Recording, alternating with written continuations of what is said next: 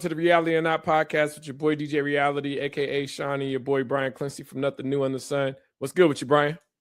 Hey, you know what it is. I'm blessed and impressed with the life God gave me. What about yourself, sir? Man, I'm doing good, man. I did have a slight migraine last night, but other than that, I got good energy. It ain't no residue from it. It's just here or there. I feel good this morning, so I just want to make sure that we can get a conversation going because I like talking to you, brother. So I like talking to you too. And then I'm gonna jump right on in there. I need to clear up some stuff because I got a little jumped on about a short that you posted. Okay. Look, people. Man, fuck 'em. Hey, it's cool. Like it's cool. I'm a big boy. I can take whatever. Like, and yeah, I feel like people be acting like I didn't have somebody tell me that I'll be acting like I'm the victim. I be trying to clarify stuff to people that don't need clarification to. I guess that's my problem. But let me before you go into it, you can be the victim. Like that's the thing. That's the thing. Like everybody, people see you differently, so they don't see that you can be a victim because you're positive. You do dope things. So when you feel like you can be, I'm not saying that you are, but I'm saying when you can feel like you're being punched down on or you're impacted, it's okay. And a lot of people automatically feel like, oh, well, no, he's like this, so he can't be a victim. It's like, no, we can all be victims in this life. It's just how we take it. We could be a victim at work. We could be a victim in our relationships. We could be a victim, going to the grocery store. We could be a victim anywhere, just based off of how people treat us. But my bad. Go ahead and jump into it. Yeah, because I never thought about that. Like, I guess I keep thinking about people that play the victim all the time. You know what I'm saying? And like, I ain't never been one to play the victim. But like I said, sometimes I try to justify stuff that don't even matter in the first place. So I'm working on that. Yeah, y'all pray for me. Nah, nigga, say what the fuck you want. Like, the thing is, like, people feel like it when you, and this is like kind of to therapy and stuff like that. When it's therapeutic for you to express how you feel, and a lot of people don't like to hear, or people just don't like to hear other people's feelings when it don't match up to how they feel about it. So they're like, well, why is he talking about this? Da, da, da, da. And I feel like that's pure bullshit. Like, we are welcome to have our own voice, right? And to say that I'm a victim, I'm being a victim. It's like, okay, well, shoot, if I'm being a victim, that's fine. Like, so how are you helping me to fix it? A lot of people don't like to fix shit, right? Like, a lot of people just don't want to call out shit, but they don't want to fix shit. And then they be like, well, if I'm telling you my pain. I am a victim. And you're telling me, oh, you just want to be a victim. It's like, no, it's like you get into the whole, rape and all of those things, and it gets a little deeper as far as it's like the level of victim that you can be. Yeah, and I hear you. Like, but we live in a world where fuck my feelings. Like, that it's always facts over feelings. And like I tell people all the time, my feelings don't matter to nobody but me at the end of the day. You know what I'm saying? Like, people can be like, oh, that's a bad way to look at it. But look, when it's your feelings, my feelings, your feelings always gonna win.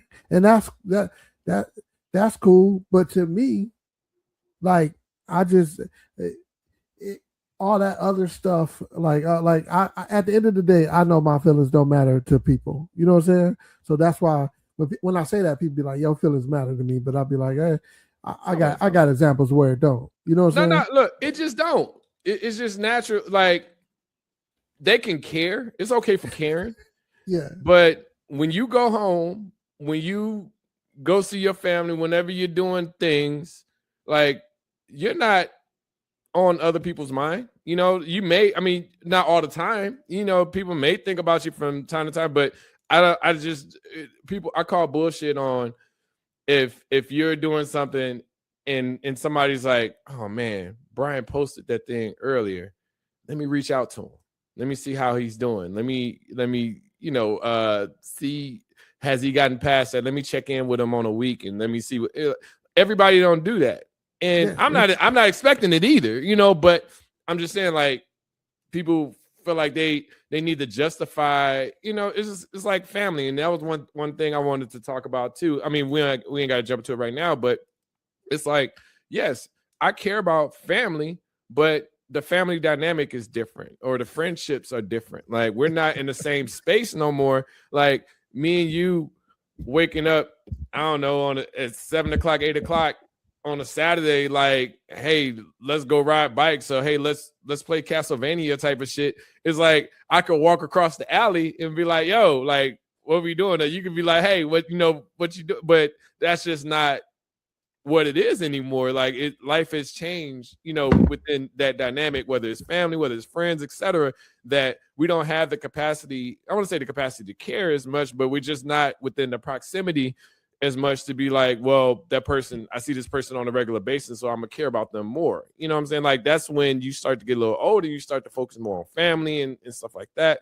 And of course you still care, but that doesn't take away from, even though there's separation, that doesn't mean that you don't, like, I don't be like, hey, I wonder how Brian's doing it, whatever. But you care less about, like, if you're dealing with whatever, I care just because we have a relationship, but I can't be like, let me worry about Brian on a 100%, 75%, 50% basis. I could be like, well, let me, 5%, even, less than, and it's nothing against you, anything like that, but we all got lives to live. You don't really care. You're probably caring more about your next lunch than you caring about my post that I did 3 weeks ago or 2 weeks ago or an hour ago, etc. You're like, well, shit, what am I going to cook for dinner?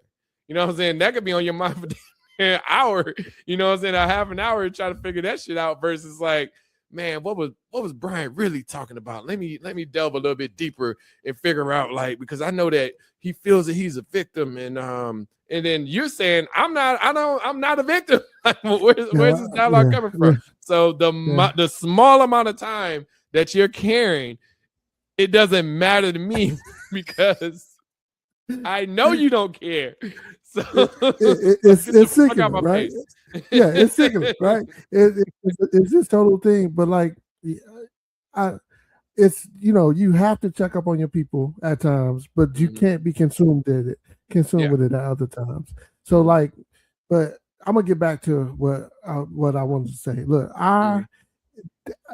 just because I am not one that goes through that looks at mental health as this great science or this thing that saves people, that get your feelings out there, don't mean that people shouldn't go and get the help that you need. Do whatever you need to do to get. Don't worry about how Brian feel about mental health and mental health treatment. That's irrelevant. All right, go get the help that you need, because we ain't going through the same. My life experience is different than yours, so we're not going through the same stuff, and I deal with my stuff differently. Maybe I got coping mechanisms that I don't need the help that you do, but all I'm saying is it's an individual base. I'm not saying for everybody to, and I can't speak for men. I can't even speak for all Black men. I'm just saying, for me, it's not something that is not something that I get support, that I support, or I go out on a limb to go do. My mental health, my mental awareness is my mental health. Yeah. So my bag for telling people that mental health ain't important. I didn't say that, but people be putting stuff in your mouth that you didn't necessarily say. What was the short? I can't. What was the what did you say during the short?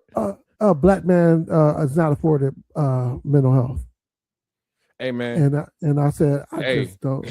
you have to preface those things, and I say that as in, like, and we've talked about this before. You can't say all, you can't say none, because that gives people I'm not saying that you're not right, because I don't think that we are, but because the problem with that is, the problem when you're having conversations about these types of things is when you say that, people are going to find exceptions to the rule, and they're going to say, well, I've seen it happen, this da da da blah blah blah blah blah. So when you say some, I've seen, or just when you open it up. I hate it because you open it up to ambiguity, but when you make it when you make it absolute, people are going to find fault in what you're saying. They'll be like, well, no, I know my cousin has dealt with mental health issues as a man, or my husband has dealt with mental issues as a man. So when you make it absolute, a lot of people will try to find fault in what you're saying. And honestly, it's a conversation that you don't even care to have. You just said what you had to say, and you just moved on from it. I never said. You said so. If you saying black man can't, I said yeah. To me, that's my understanding, because I just like you. And then you said something. You dropped a jewel in there. You was like, "Yo, I went to therapy," and I was like, "Oh shoot." I didn't even get to ask him, because I think it's a stigma associated with you going to therapy. And then how does that how when somebody, especially when I'm gonna just say it, especially when a black man goes to a therapist and they like, something wrong with him. Something got to be wrong with them. Yeah, and it's stupid. It's like women. Some women are afforded the pleasures of doing, or of the pleasures. They are afforded the opportunities to be able to go to a therapist, and it's okay. But I'm saying, if I say, hey, I've been to therapy, it's like, what was wrong?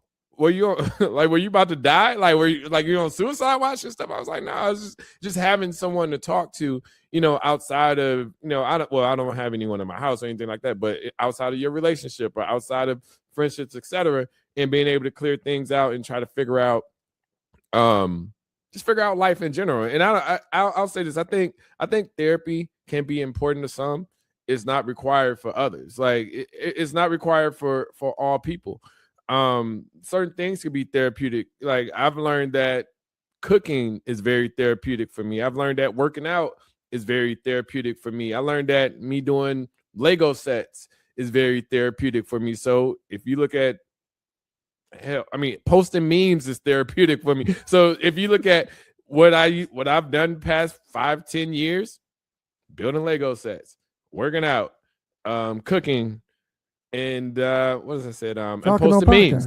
Podcasts. Podcast is definitely the therapeutic side of it, because now we're saying things that we feel, not to say that it's bottled up, but I feel like the things that we're saying, it's not isolated to us. I feel like there are people that can identify and listen. And like I said, it doesn't have to be thousands of listeners. And I would say, if we ever get to that point, that'd be great. But I do this if there's 5 listeners, just because I woke, when we were talking, when you had pinged me this morning, I was like, oh, I had this migraine, head was hurting. But I was like, no, I want to do this because I like the conversations. I like this part of it, just so I'm like, okay, not just to throw a podcast or post it, whatever, but I just like to have the conversations that we continue from before, or that we can continue later, for my mental capacity. And like I said, everybody's not open to doing a podcast. So those frustrated people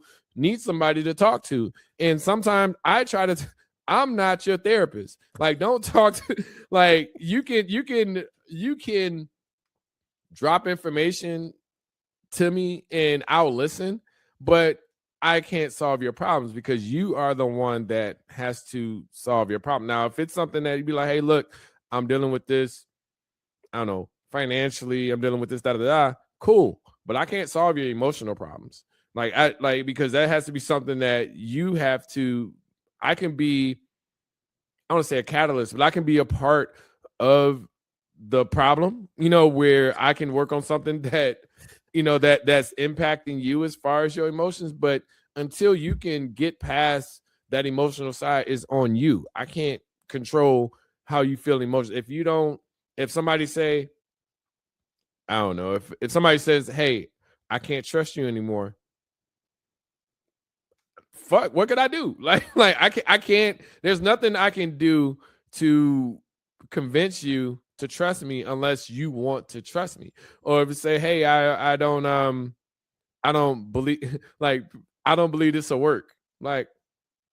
All right, well, like, because in my head, the way my brain works is, I'm not coming to somebody until, not to say that it's the end, because I'll say the problems, I'll say the things, and I'll voice those things. But if I'm telling you, if I come to you as an example, say this ain't gonna work, I done mentally checked out. I've done all of the things, but sometimes with other people, they want to see, some people want to see, I won't say conviction, but they want to see things on why, they want you to convince them on why it will. I'm like, I'm not here to convince you unless you,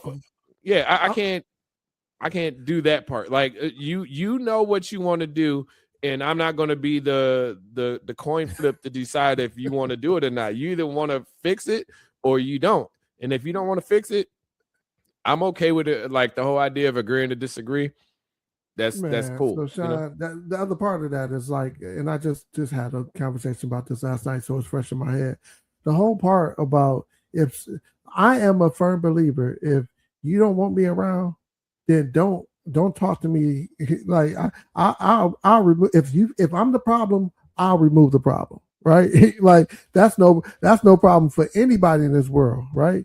If the problem is me, I can remove that easy because I got other stuff to do. And if you know that, then you say something like, well, like, if you say something to the fact that you don't want me around, like, hey, I don't know if this is going to work. Oh, when you go that hard? Oh, no. I'm out.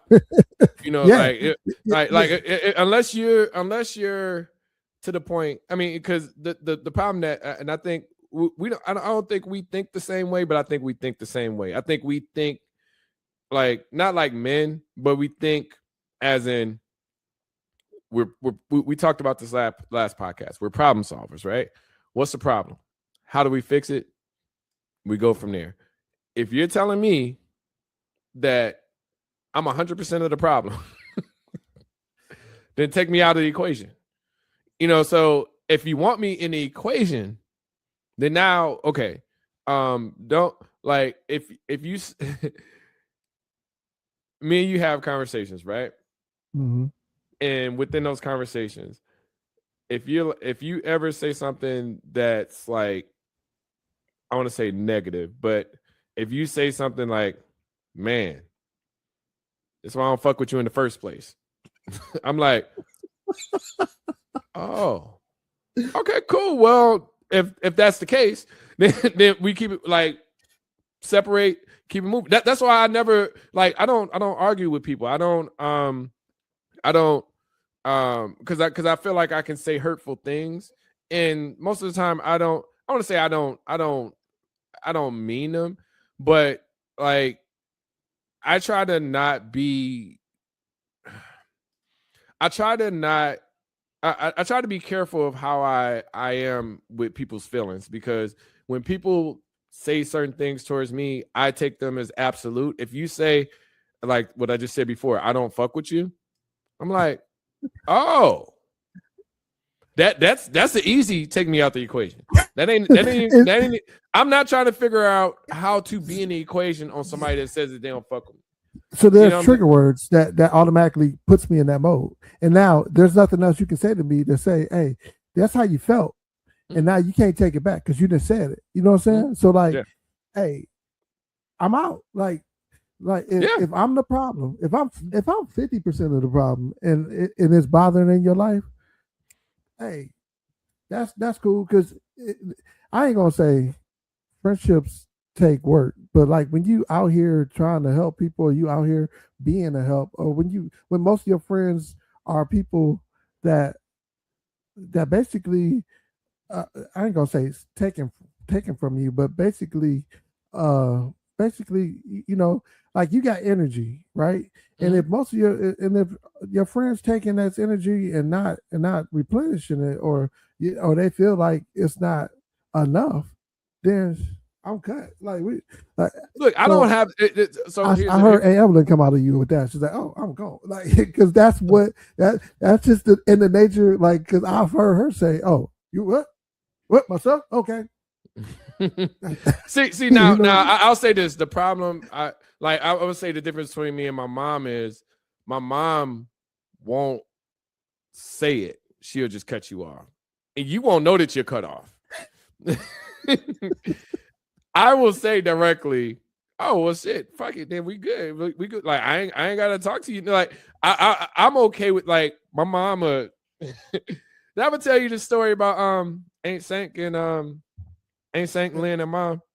I briefly remember something that happened where she, Okay, so I'll give a little context. So, you know, this is when we had got a chance to see each other when me and you over their house when you know, Aunt Sank was dealing with cancer, and Lynn was, I want to say Lynn was headed down that path, but anyway, I would every time I would come home, and because when I found out Aunt Sank was diagnosed with cancer, I was like, well, let me try to be, because I was working from home and wasn't that bad, and I can, you know, this is within COVID too, so it made it a little bit easier for me. I was like, I can drive. Like my mentality was I could drive home, be there for a week, then drive back, and I was coming home maybe like once a month or something like that. But all the men said, every time I would say, hey, let's go over Aunt Sank's house, because I was going over there like damn near like 2-3 times a week. It got to a point Lynn was like, you don't need to you don't need to come over. Just come on in. Yeah. And so all that being said, it was like every time I would tell my mom, I'm like, hey, let's go over and so he was like, oh, I'm tired, blah blah blah, I don't feel like blah blah blah. So then, you know, I was talking to Tammy about this, and she was like, well, you know, it's kind of like, it might have been Tina. I know we was all on three-way, but we was talking. He's like, well, you know, it's a little bit of history around why mom don't go over Aunt Sank's house. And I was like, well, you know, like what, you know, was, you know, I didn't know, because like I said, I was going over there damn near every time I was going to see Aunt Sank because, you know, she was dealing, but every time I would come, it would be an excuse on why she couldn't go. And she's like, well, you know, yeah, it was Tammy. And the whole situation was that Aunt Sank had she was making some greens for someone. I didn't get the full, like, who it was for and all that stuff, but it don't really matter because don't nobody care. But she was making some greens for somebody, and my mom was over there, and my mom asked her to make her some. She's like, well, I have some frozen in the freezer, so I can give you those, because I'm not about to go and buy, you know, no whole, you know, another thing of greens and wash them and all that stuff and da da da. Yeah. So apparently that's what my mom got mad about, and she would never go back over there. And like I said, I've tried to talk to my mom about it, because I'm of the, why was you mad about some greens? Like what you know, and you know, get the greens out the freezer. You know, I don't like the greens out the freezer. Yeah, and that's what it was. And I'm like, oh, okay. But what I'm saying is, I don't hold a grudge to that point. Like, I'm just like, well, I want you to tell me no, and then I could be mad. You know, like if I'm like, hey, well, if I go and pick them up, if I wash them, would you cook them for me? You know, like that's the type of person I'm always that's because you care and you want to make a solution. Like, I don't necessarily think that the old school want to make a solution. They want something.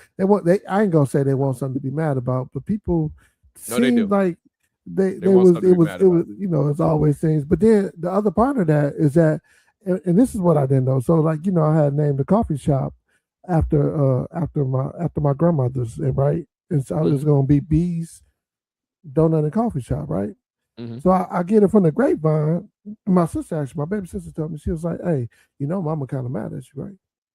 She was like, she gave you that building and you gonna name it after you ain't even gonna put her. I was like, wait, what building did she give? Because I paid a lot of money for a building that wasn't worth it, but I digress.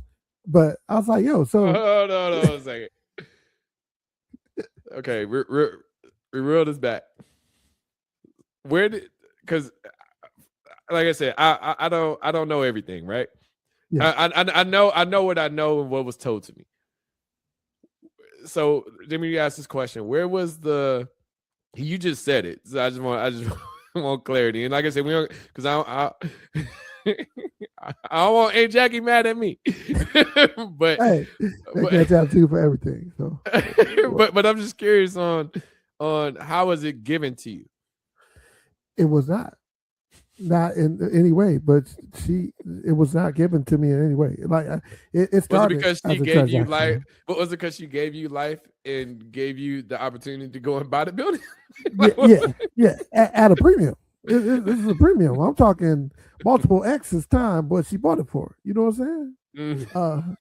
So a premium. So like that's why I was like, yo, wait, I know but I can't let my feelings get in the way of the stuff, right? I was like, yo, so like my grandmother, both my grandmother's name was Beatrice, right? So that's an easy win for me. And and they had in my life. So now JBS is because it's my mother and my and then so like those are the people that had. So I put it on there, and now I guess she happier. But it is amazing how the that's my son type thing. And I'm not saying that ain't Evelyn.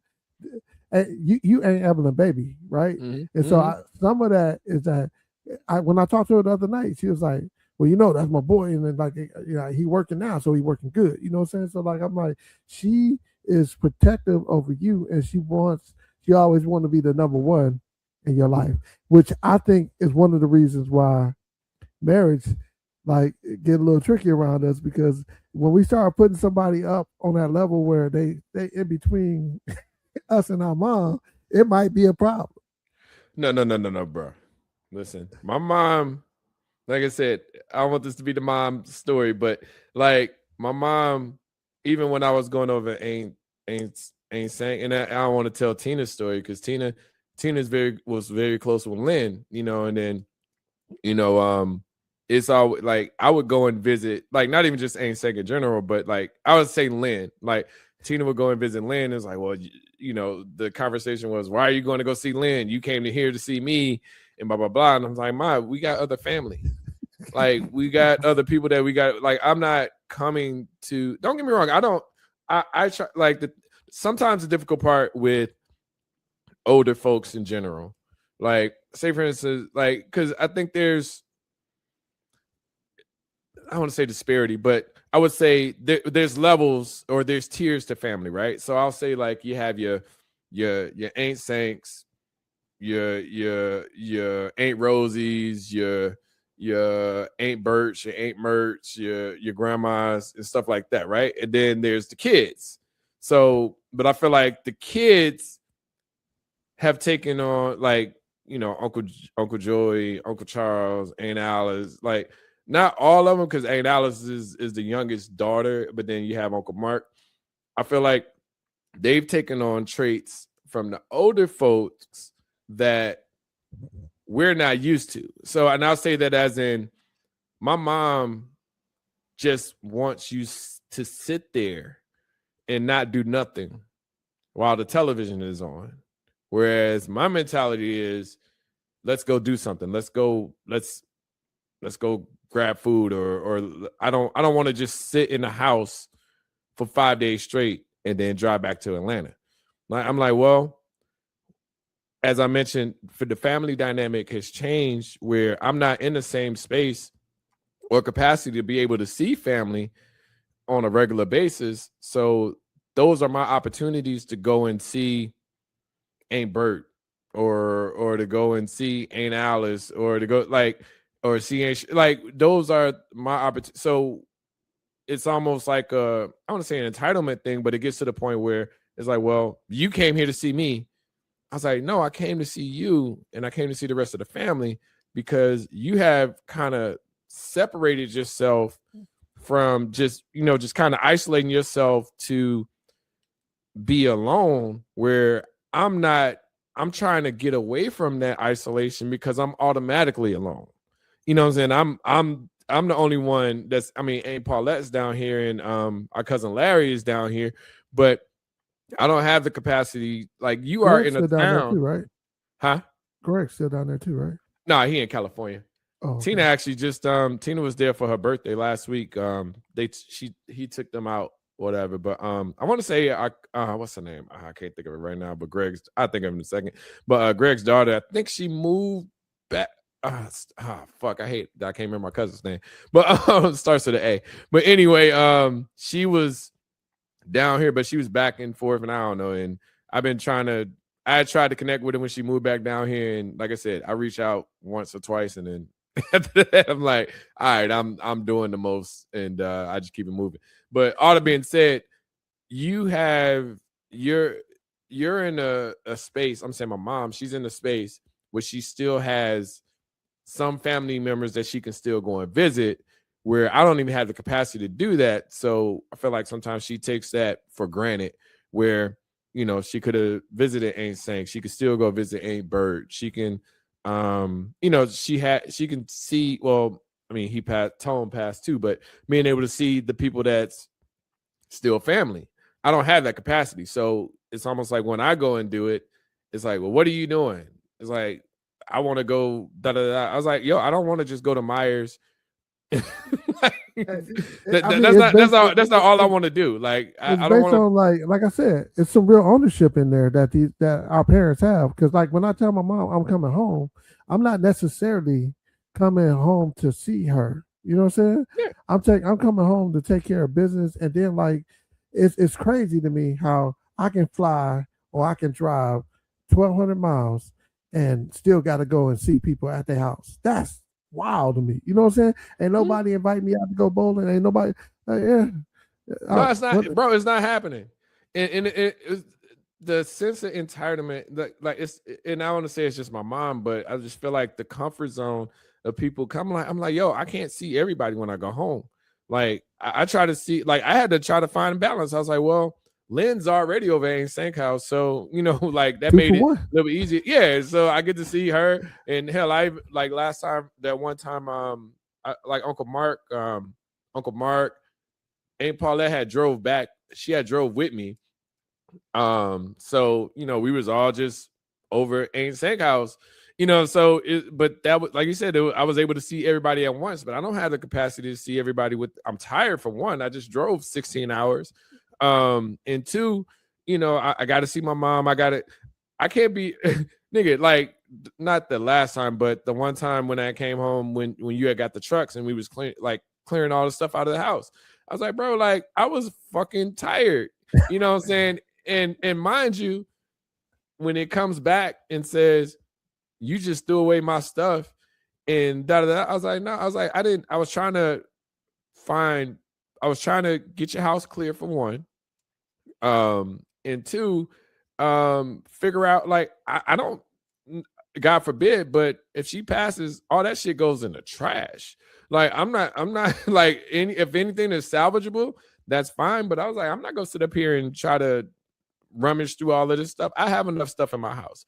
I have a hard time all that stuff, and I talk because she like that's crazy. But you know how people like, the family dynamic is different. But it's nigga, I was talking to her the other day, nigga, and I was like, she was like, well, I need to go and get me some coffee. I was like, nigga, you have 6 coffee machines, like you got 6 Keurigs in this. Why? She's like, well, I don't like coffee from the house. I was like, why in the fuck do you have these coffee? All these coffee, if you don't like, yeah, that's wild. Oh, I got them for y'all. Like, no, you don't. I already have a Keurig. I'm good. I don't need. I've been using the same Keurig for like 2-3 years. I'm fine. Like, Tammy has one, Tina has one, Tone has one. Like, we don't need one. We're all right. Like, get that shit away and sell it. Like, come on, man. Like, don't ever say that you're doing these things for us. It's like, I put like this: when I get older, and I'm hoping whenever I get older, I'm looking at it. I was like, I don't want to be buying shit. I want to have everything in place, and I don't want to, like, I was talking to Larry the other day, Larry Carter, and and I was trying to see what he was doing for Memorial Day weekend. I was like, hey, I was like, if you want to grill or I can grill, blah blah blah. Like I told you, he's down here. He's like, oh, I'm traveling. I was like, okay, cool. I was like, man, every time I call you, you traveling. He's like, nigga, I'm retired. I was like, I mean, that makes sense. like, if that, like, don't get me wrong. I mean, I get to see him. You know what I'm saying? I get to see his wife Barbara or my cousin Barbara.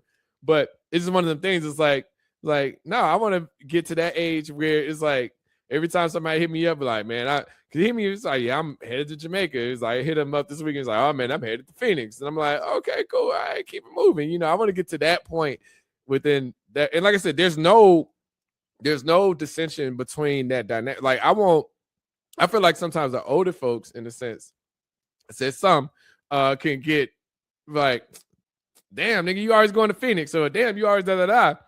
Whereas I'm like, oh shit, take your ass to Phoenix or Jamaica or wherever you got to go and be able to enjoy yourself. Like, I just want you enjoying yourself, you know. But I'll say down deep, I don't think my mom like has any like dissension or reasons or that she gets upset that, you know, we're doing things, but at the same time, she wants to be a part of some of the things that we're doing, you know. So I try to, you know, include her in things that I can, but you know, I'm still of the, we not just go sit around and watch NCIS in Hawaii. Like you're gonna do an excursion. You're not gonna sit there in a hotel room all day just to say, hey, I went to Hawaii. You know, so it's little things like that I always try to think about or consider before, you know, because we went to Vegas, and I kind of got that vibes. Like after she ran out of money, it was just. Well, like you said, being outside cost. She was like, I'm gonna be in it, but she could have went to the pool and then Nah, nigga. Her that trip is it turned my eyes. It made me think about things a lot differently. As far as like, that was my first time ever traveling with my mom outside of, you know, going to Texas, going to Mississippi's, and, you know, going to Atlanta, you know, it like the drives. Like that was the first time we've ever. We did a trip for, like, I had a work trip and she went on that trip, but outside of that, that was the first time we went somewhere for pleasure. And I'm like, damn, like, do you like to have fun? You know, you got to define fun for people, right? Like it ain't sitting in the hotel room and us, like, we all put money together. We gave her $1,000, pay for her flight, pay for everything. She even said, I ain't going if y'all don't give me no scooter. So we got a goddamn scooter, and to be able to ride around Las Vegas. And she lost the money that we gave her within hours. Like the same Thursday that we got there. And I was like, hey, look, you on your own after that. Like, we gave you $1,000. Like, it ain't I'm not giving you no more money. Like, I get like, I was like, you will figure this one out. I was like, I didn't give you, like, we all put in like maybe 100 each or something like that. And I was like, after that, like, I'm out. And granted, you know, you got to take care of yourself. I'm not going to go broke trying to help somebody else have fun. You know what I'm saying? And that's why like, you know, whether you talking about the whole idea of expensive dates and stuff, I'm not doing this. Like, I'll do something for your birthday, and I'll do something for special, like, you just gotta I don't know, you just got your real estate license. You know, it's stuff like that like you just sold your first home and stuff like the great moments. Like, I'm not just go bust down this kind of bread. And I'm saying that from the standpoint of, we gave you money from a mom's perspective. So at that point in time, you gave her money to gamble, and you know your mom is a gambler. Her and Uncle Mark, I did not know they gambled like that. Like, but no, it's like, I don't know if you ever saw the 50 Cent story. He was talking about his grandfather. He was saying how his grandfather would give his check to his grandmother to pay the bills. And he said he couldn't understand why he did it. He was like, well, me giving you this money or giving you that check would cause her to not spend or not think outside of the money that she's afforded. So, hey, look, here's, I don't know how much niggas are making in the 80s, but just say here's $400.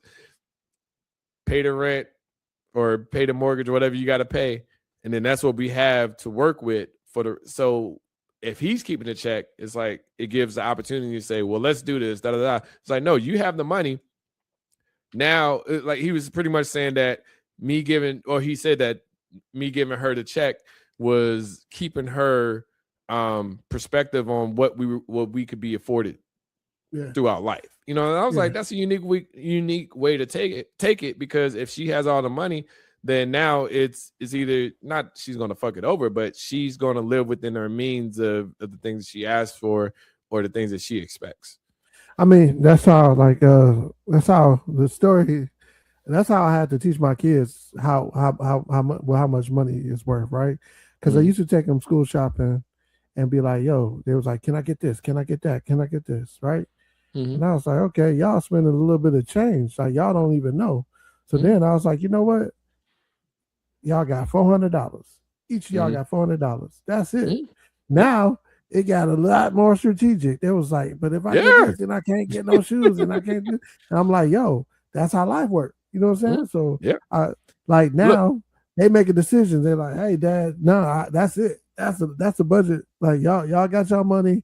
Like, and I understand why the federal government give Medicaid to the states, because hey, manage y'all costs yourself. This is how much we got to give y'all. Make it work. Hey, look, I'm a firm believer in that. Look, I learned from the Cosby Show when Theo went. I was like, that is like that showed how the economy or how we should think, right?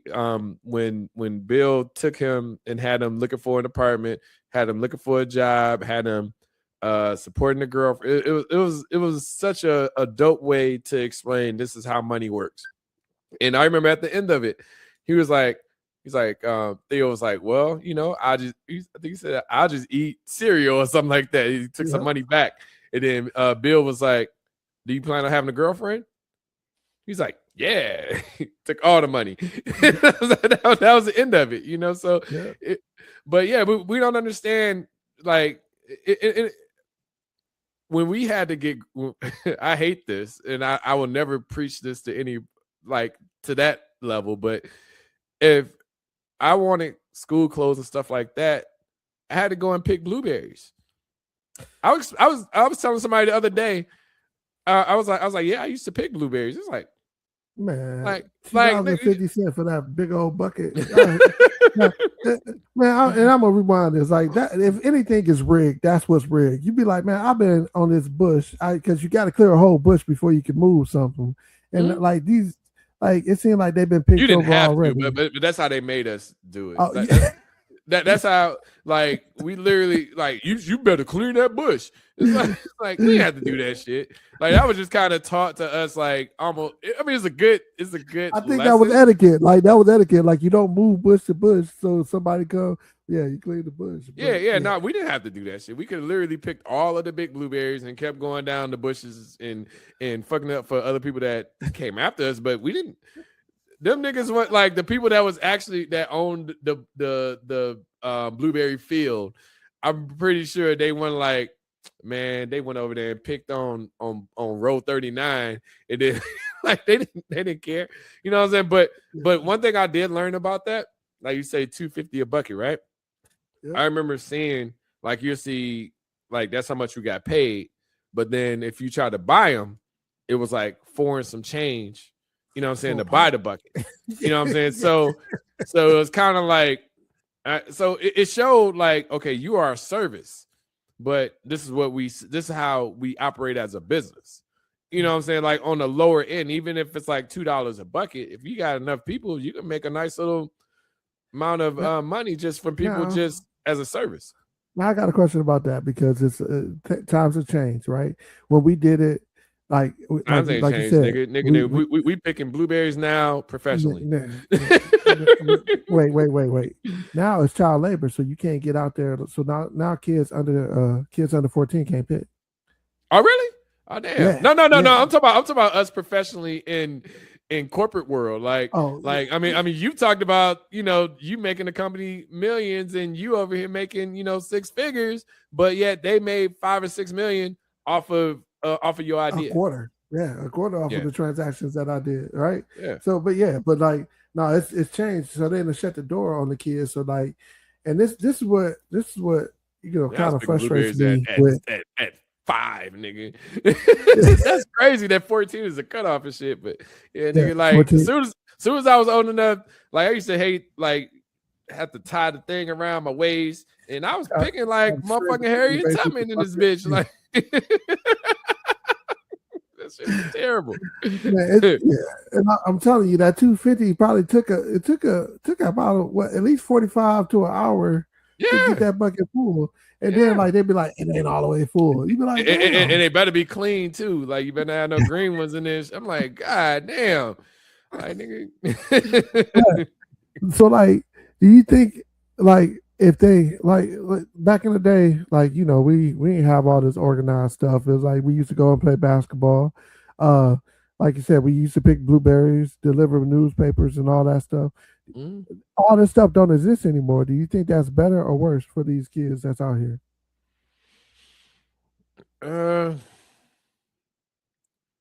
I think I would say it's a mixed bag. And the only reason I say that as in they have more opportunities to figure out how to get money.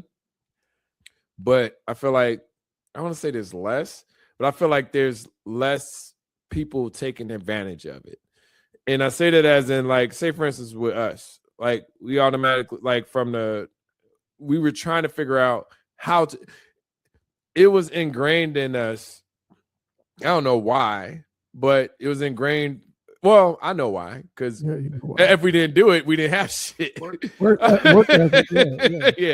No, because no. If we didn't have the entitlement or anything like that to say, well, I'm not gonna work. Like if we didn't work, if we didn't have like some way of getting money or like you said, papers, selling candy, doing all of the things, then we'd have had to do shit at home for free. like we'd had to do our own yard. We had to do our yard, but we like having a paper out, okay, now you out making your own money, We didn't have like if we like we've always had jobs. We always had some way of making money. I mean, like we used to shovel snow. Like we used to go knocking door to door shovel snow. Like it was opportunity. Raking leaves. Literally, we just had to figure out how to get money. But what I'm saying is like if we had, I don't know, because like I said, it's a mixed bag because I feel like if I had the opportunities now or that they have now back then, because it's evolution, right? I have my work ethic because of the things I had to do. So I'll never say that I would have the same work ethic if I had. It's like saying, well, if LeBron plays, 20 years ago. Yeah. What if he played golf instead of? Yeah, I'm gonna say 20 years ago. No, I'm saying like from the standpoint, if you throw LeBron in the NBA at 30 years ago, because nigga done played for 23. If you throw LeBron in the NBA 30 years ago, what would he have done? It's like if you throw LeBron now or evolution wise into then, yeah, he would dominate. But it's like, well, if LeBron was, I don't know, 10 years younger or 10 years older than him coming to the NBA in the 90s, would he be the same type of player? Because the players, the size back then, if you're 6'8", 250, 260 pounds, you had to be on the post. Yeah, you had to be on the post. So you had it like, so it's like that's why I'm not really a fan of comparing the eras. But what I'm saying is like from a family perspective, if we still had the same mentality if I had the same mentality now back then, or if I had the things that was available to me back then and my mentality was the same back then, I would flourish a lot more. But it's like, how do you? Because you could go global, like because you can. Yeah, I could do way more, right now, bro. Like, we could have damn near like saying the 90, like dog. If we had the capacity, say for instance, internet, right? We all was a part of it. You know, like we saw what Google like what Google started. We saw the beginning. We was a part of it. But, you know, if we had if we had the wherewithal now of what we could have done back then, and that's where it comes to mentors and stuff like that. But then again, I mean, we didn't have nobody that was saying start a website, start a business or anything like we don't outside of I started my own with DJing. You started your own business. Like we did those things on our own. There was no pushing from family, in my opinion. I could be wrong. I don't know if it's on your side, but there was no like, it was actually, I caught not backlash, but I caught resentment for when I was go start DJing. Like, it was like, why are you buying this equipment? Da, da, da. Like, what? And like, I got all of the smoke. You know what I'm saying? I didn't start making money until maybe like my third, fourth year of actually DJing. You know, but it was always kind of the pushback rather than the go for it, do it. You know, because if I had the wherewithal to say, you know what, maybe I should start a website, you know, would it have been pushback? I don't know, because from a family perspective, we were more so the things that are in front of us. It's like, well, if I had said, hey, let me start me a blueberry farm, you know, like everybody would have been up for it. But, you know, I was like, hey, let me start a DJing business. Like, that's just music. I think that's what come with vision. Like you said, like the hustles that, like, we've seen other people shovel. We've seen other people seen other people cut hair. You see so like those are all things that we've seen. Like I just think of all the stuff that they see online. Like my grandson watched these videos, and I'm like, yo, I could do these videos if they making money off these videos. These stupid, hey, I'm over here. Hi, how do you like? You like what in the food? And they are banking. Yeah. Look, they are. It's just so they are making so much money. And like I said, I'm not envious of the money. I just know that the things that they're doing, and that's why, I mean, I talked to the twins, Tone Kids or whatever, and you know, I'm like, one of them said he wants to be he's not an influencer, what do you call it, like, you know, Twitch and all that stuff. I was like, oh, what up, game? I was like, pull up your phone. I mean, pull up your iPad, do it. Let's record I've recorded podcasts with them. You know what I'm saying? Just to have fun with them. Like, hey, look, this is what y'all can do. You know what I'm saying? Like, I'll never tell them what they can't do. You know what I'm saying? Like, now if they ask for, I mean, we never had supporters like that. And that's the crazy part about it. Yep. And like, I think with the supporters that, like, especially that we are, because like, yeah, I think with the supporters that we are, we would have went a lot farther. Like what Trump said, he started his company with that measly $1 million loan, like, yeah, in the 70s, $1 million. God dang! Like, if we had somebody to support us with $100, I think we could have went a lot farther. Because I think we end up basically starting off negative and working our way out the hole. Still are. Like, and that's it's just unique that I love to see. You know, this is where, you know, I was in this conversation the other day, which I found to be weird, and it was a conversation about parenting, and it was saying that if you, it's almost like, I'll just give a synopsis. It was saying that if you teach kids a certain way, then they'll automatically, I want to say they success would almost be automated, right? And then I was saying, like, you can't do that for everyone. Like, we have people, we was all kind of raised we was raised in the same space, but, you know, certain people choose to go this direction, certain people choose to go this direction. Now, having that positive reinforcement, in my opinion, could have, you know, it could have elevated you, it could have elevated me, but it may not have elevated, I don't want to say names, but it might not have elevated this person, it might not have elevated this person, but at least you know that from the perspective that certain people were elevated. But my problem with the conversation was that there's a certain way of parenting. And I was like, no, it's not. Like, you are literally, like I said, I don't have kids, but at the same time, I understand that, from having guardianship of my nephew and stuff like that, that everyone is not the same. Everyone's not the same bag. You can teach certain things like, hey, look, this is what I'm doing. This is what you can do. What do you want to do?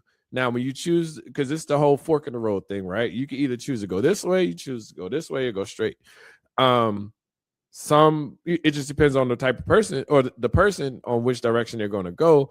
And you can't control that. That's a personality. Like, we're all different. We're not all built like robots to be able to do things like, well, if I teach you coding, then you're going to code and make a lot of money. That's not how it works. Like, I could teach you code. I can teach you how to do this, but it's like, it's how you leverage it and do it. And to your initial point, or to what we were talking about before, is like, if we had that, and like I said, it's not like, woe is me. But I had to learn how to get it.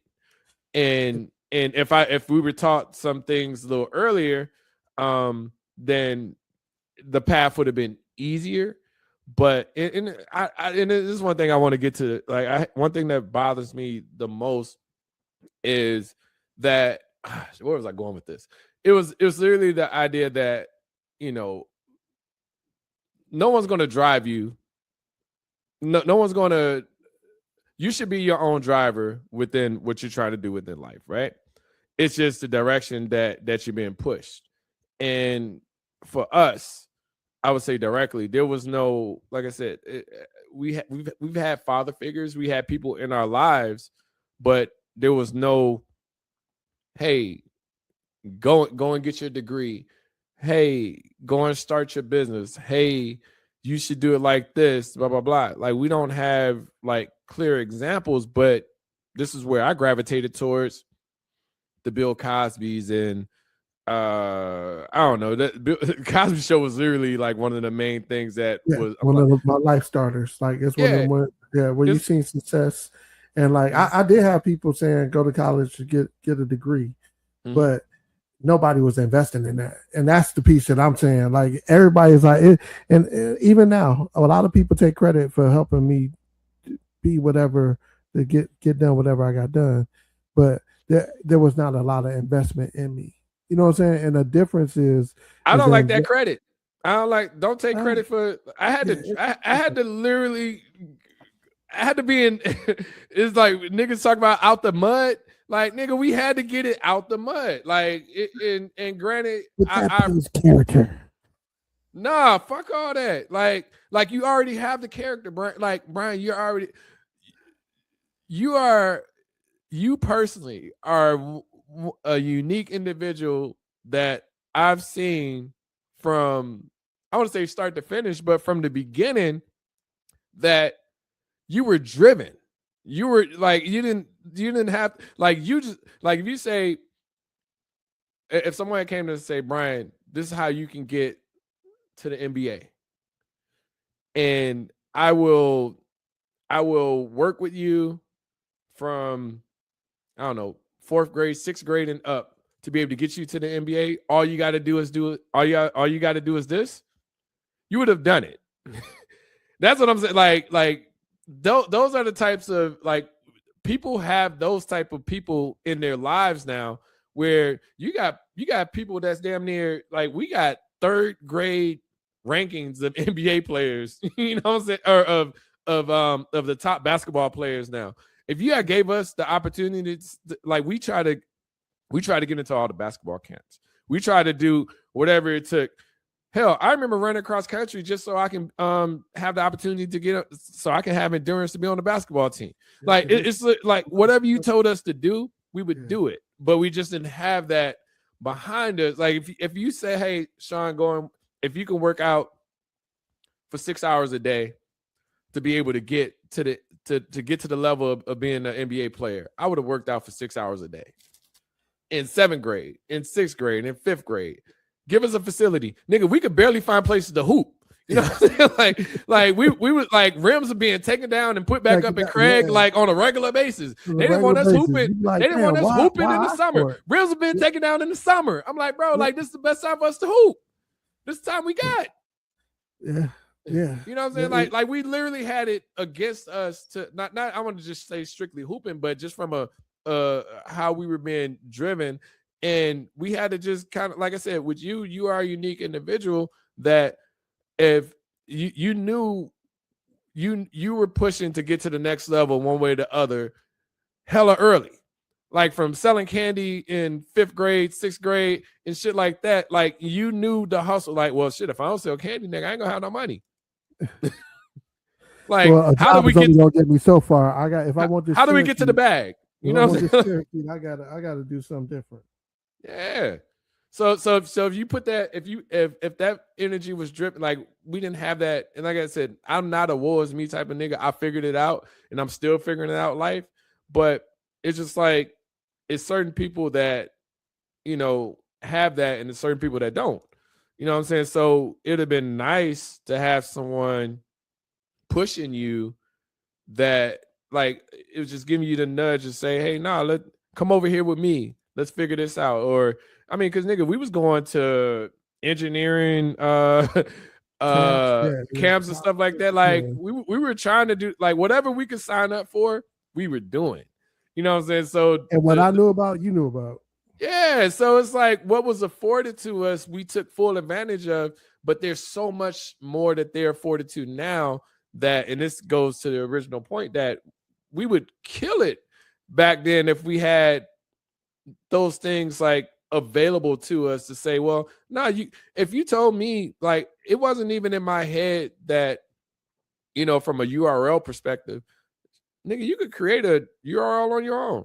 Like, shit, nigga, one thing I give, and I know we got to get ready and go, but one of the things that I thought was so dope was like with Black Planet, right? So Black Planet, MySpace and stuff like that, that shit had us coding.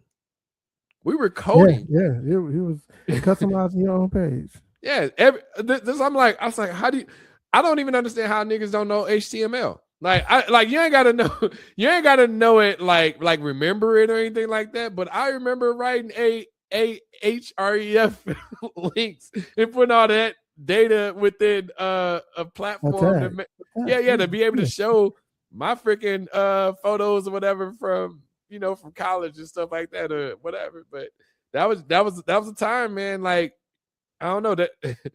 I don't know, man. I don't want to go too off topic, but I know that like being pushed and being driven, and some those two, that's two different things. Like certain people feel like, oh God, why I gotta do this, and other people are like, what's the next thing? Tell me what to do. That's how you get to the next level, and a lot of people don't. That's why I say with parenting, you just don't know what's the right way or the wrong way. The biggest thing in this new system is they got access to knowledge that we didn't. They got access to information that we never had access to. And I think with us exploring and wanting to do and pushing ourselves, if we found some of this information, we would be a whole lot. I ain't gonna say. I'm pretty sure that we would be it if it was hustling or not. I think we would have executed. So in my last words, I'll go ahead and start it off. I would say, in life, whatever you want, invest in it. Invest time, invest your money, and make it happen. Because you can't get nowhere in life without a liability turning into an asset. I love that. No, that's dope. I would say that push your people or try to help people understand what they want to do in life and try to move them forward. And if they find something that they gravitate to, enhance that. If it's something that they don't fuck with, like, I don't know, it's just weird when it's like, well, no, I want you to move forward and I want to drive whatever you're trying to do in life, but just don't make sure that you're not pushing and you're trying to help them attain the things that they're trying to get. Look at the next person who's up, or even if it's something that you want to do yourself, don't wait. We losing time, bro. Like Deion Cole said, we on the other side. We got less summers to live. You know what I'm saying? Whether you're young or old, you just got to figure out things that make sense now. Don't listen to people unless they make sense for what you're trying to do, because people will talk against I've been DJing for 28 plus years. Like people told me I shouldn't be DJing, da da da. Now I make money on it. It's my discretionary income along with my salary. You know what I'm saying? Like understand that when you can start a business, or if you can start something that you really enjoy and then keep that going, then keep it move. I mean, keep it. You're going to get there. Invest in yourself. You know, some people are like, oh, well, I can make money. Da da da. I was like, no, fuck that. Like, do something that you enjoy, that you can eventually make money off of, if that makes sense. And if you don't make money off of it, it's something that you enjoy, so it don't really matter. It's a habit. You know what I'm saying? Hell, if I could get paid for building Lego sets, I would love that. But you know what I'm saying? I don't, but I still enjoy doing it. And I'm not doing it for the reason. I'm doing it from the original topic of the therapeutic side of it, you know, but you know, just do the things because you want to do them. So all right. And just like that, like, share, and subscribe. Let me know. Let us know if there's anything. Like I like the little heat that I ain't gonna say I like the heat, but I enjoyed the conversation I had because of my idea of mental health. But yeah, just if you got an issue, let it be. We'll look, fuck them, man. Like, listen, you have your own truth. You have your own life to live. If they don't fuck with it, then that's cool. If they do, that's cool too. Explain it to them. Like, hey, look, what you eat don't make me shit. Like we ain't gotta, like, if you, we're not going to debate how I feel about something. You know what I'm saying? Like, cause it's my feelings, right? Like we can have a conversation about it, but we're not going to debate it. You know what I'm saying? It's not like, well, yeah, it's like your feelings. Like, yeah, I'm never going to debate somebody's emotions. I tell people all the time, like, I don't ever really apologize for what I did. I apologize for the way that it made you feel. And that's very important. It's like, well, no, I didn't do it intentionally to make you feel a certain way, but I did it based off of my thoughts at the time. Now, if that was wrong, that's fine. I apologize for, and that doesn't mean I'm gonna keep doing it the same way, but I'm just saying I'm sorry that it made you feel a certain kind of way versus like me reacting in that moment, because I really meant it in that moment of however I responded. So yeah, and I might do it the same way. So we might just need to not be in the same spaces. That part too. So make sure to like, subscribe, leave a message, and we'll talk to you all soon. Peace. All right, man.